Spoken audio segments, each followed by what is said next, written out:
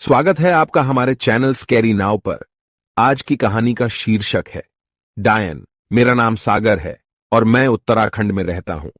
मेरी कहानी सुनने से पहले मैं आपको यह बता देना चाहता हूं कि आज भी इस डर की आंधी की एक एक तस्वीर मेरे दिमाग में बसी हुई है, क्योंकि यह मेरे जीवन का सबसे डरावना और भयानक हादसा था। कहते हैं कि रात के बाद घर से बाहर निकलना सही नहीं होता, लेकिन अगर आपके गांव ये बात फैल जाए कि दिन के समय भी ऐसी एक डायन घूमती है जो लोगों के गर्दन काट देती है, तो आपके गांव वालों पर क्या बीतती होंगी। क्योंकि हमारे यहां एक छोटा सा समूह जो बाकी गांव से अलग था। हम सभी लोग शांति के साथ रहते थे, लेकिन कुछ महीनों में ही हमारा गांव बर्बाद सा लगा था। और एक रात तो कुछ ऐसा हुआ जिसमें मेरे जीवन में एक नई ऊर्जा का विस्तार हुआ। मैं आपको बता दूं कि 12वीं कक्षा के बाद मैं एक कॉमर्स का स्टूडेंट रहा हूं, जिस वजह से मैंने कभी भी भूतों जैसी चीजों के बारे में कभी कल्पना भी नहीं की थी।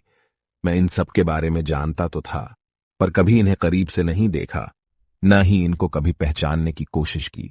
लेकिन किसी ने सही कहा है, जिंदगी हमें हर वो चीज दिखाती है जो शायद हम कभी नहीं देखना चाहते।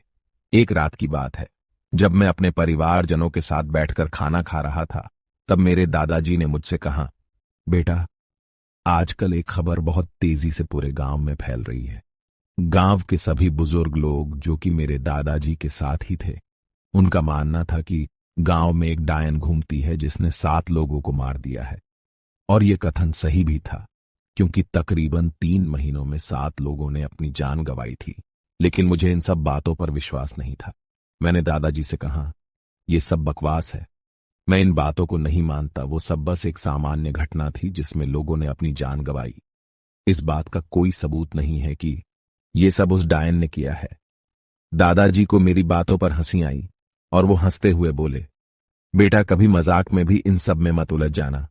इतने में ही हमारी बीच चल रही बातें एकदम से खत्म हो गई, क्योंकि घर के बाहर किसी की दस्तक हुई, जिस वजह से मैं दरवाजे के पास पहुंच गया, जहां हमारे घर के पास रहने वाले घनश्याम जी थे।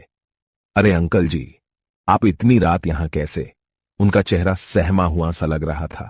ऐसा लग रहा था मानो कि डर ने उन्हें चारों तरफ से घेर रखा है। उनके साथ कुछ बुरा हुआ होगा। मैंने घनश्याम अंकल के हाथों को छुआ तो उनका हाथ बिल्कुल ठंडा हो चुका था। ऐसा लग रहा था मानो उन्होंने अपने हाथों को किसी बर्फ की सिल्ली में रखा था। मैंने उन्हें घर के अंदर आने को कहा। फिर वो अंदर आ गए और उन्होंने बताया कि उनके बेटे और बहू कुछ दिनों के लिए शहर गए हैं और इस वक्त वो घर में बिल्कुल अकेले हो चुके हैं। जब वो खाना पकाने अपने रसोई घर में पहुंचे तो उन्होंने देखा कि फ्रिज के अंदर मांस रखे हैं और साथ ही इंसानों का कटा हुआ सर भी, जिस कारण उनकी ये दशा हो गई थी। अब मुझे ये समझ नहीं आ रहा था कि इस पर मैं उनसे क्या बोलूं, क्योंकि एक तो मुझे इन सब चीजों पर विश्वास नहीं था, और दूसरी तरफ घनश्याम अंकल की ये बातें जो बहुत अजीब थीं। उन्होंने कुछ तो ऐसा देखा है जिसके कारण उनकी हालत अब और खराब होने लगी। मैंने उन्हें शांत किया और दादाजी के पास बिठा दिया। तभी फिर से एक बार दरवाजे पर दस्तक हुई। मैं जल्दी से दरवाजे के पास पहुंचा तो मैंने देखा कि पापा घर आए थे। वो शहर की एक कंपनी में काम करते थे। काम से थके होने के कारण वो सीधा अपने कमरे की ओर चले गए और हाथ मुंह धोकर आराम करने लगे। तभी उन्होंने मुझे बुलाया और कहा, अरे सागर, तुमने ये क्या किया है? ये लाल लाल धब्बे कहां से आए? मैं फौरन ही उनके कमरे में पहुंचा, जहां मैंने देखा कि बेड पर लाल धब्बे लगे हैं। ऐसा लग रहा था मानो किसी के खून का निशान हो। ये सब देखकर मैं बहुत ही हैरान था, क्योंकि कुछ देर पहले जब मैं वहां गया था तब वहां ऐसा कुछ नहीं था। मैंने पापा को मना कर दिया कि मैं इसके बारे में कुछ भी नहीं जानता। लेकिन जब मैं इसके बाद घनश्याम जी के घर पहुंचा और देखा तो सब सामान्य था। उन्होंने जो बातें बताई थीं वो सच था या झूठ मुझे नहीं पता, लेकिन मुझे वहां कुछ तो अजीब लग रहा था। तभी मैं अपने घर वापस लौट आया और घर पर पापा को सारी बात बताई। घनश्याम जी अभी डरे हुए थे। बाद में पापा ने उनको हमारे साथ रुकने को कहा। तभी एक खबर आई कि गांव के एक खेत में किसी का मृत शरीर मिला है। शरीर को देखकर सारे गांव वाले अंदर से बुरी तरह डरे हुए थे, क्योंकि शरीर का सर गर्दन से अलग हो चुका था।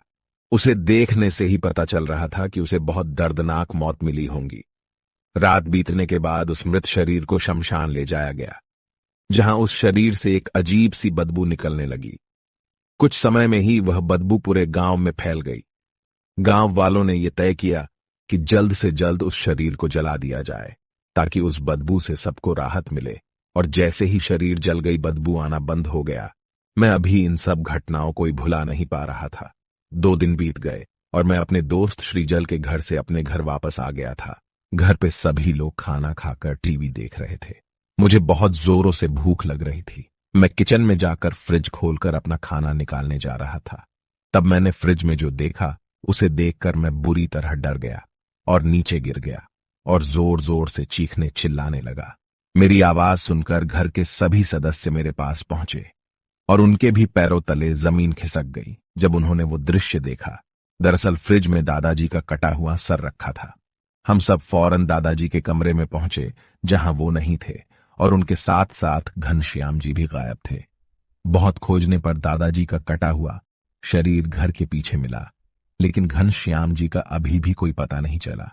फिर कुछ दिनों बाद जब घनश्याम जी के बेटे का फोन आया, तब पता चला कि घनश्याम जी की मृत्यु 10 दिन पहले ही हो चुकी है और उनके बेटे बहू ने उनके शरीर के साथ उनका अंतिम संस्कार शहर में ही कर दिया, जहां उन्होंने इलाज के दौरान अंतिम सांस लिया था।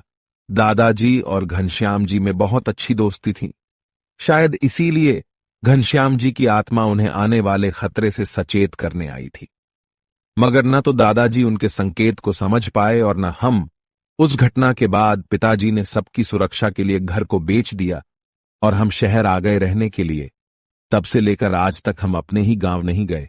दोस्तों, आपको यह कहानी कैसी लगी? हमें कमेंट बॉक्स में जरूर बताएं और इस कहानी को अपने दोस्तों के साथ भी शेयर करें। और ऐसी ही और भी मजेदार कहानियां सुनने के लिए हमें सब्सक्राइब करें। तब तक के लिए